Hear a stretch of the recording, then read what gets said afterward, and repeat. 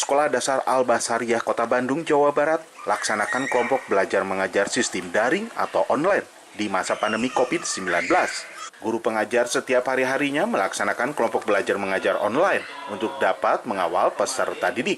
Selain itu, Sekolah Dasar Al-Basariyah Kota Bandung juga sudah mempersiapkan sekolah tatap muka nanti ke depan, seperti menyiapkan tempat cuci tangan, hand sanitizer, wajib memakai masker, dan tidak berkerumun.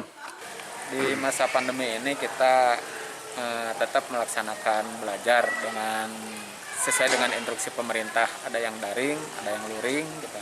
Nah, ada yang daring sendiri. Di sini kita mengawalnya dengan ketat, gitu. Pengawalan ini dengan bertujuan untuk lebih meningkatkan kualitas pembelajaran, bukan untuk memperketat sistem pembelajaran, bukan, tapi untuk mengawasi atau mengawal kualitas pembelajaran yang diberikan kepada peserta didik. Adapun untuk metode, kita nggak mesti metode pembelajaran Zoom meeting saja, gitu. Tergantung dengan kebutuhan yang ada di materi tersebut. Nah, kalau seandainya materi tersebut perlu Zoom meeting, silahkan. Kalau materi tersebut cukup dengan Classroom, silahkan. Atau cukup dengan aplikasi video pembelajaran, silahkan. Nah, untuk Al-Basariyah sendiri di sini alhamdulillah tidak menemui kendala, gitu. Tinggal meningkatkan dari pelayanan dari kita ke peserta didik dan orang tua saja. Kita full sesuai dengan jadwal, gitu. Jadwal kita mulai dari jam 7.30 sampai dengan jam 10.45.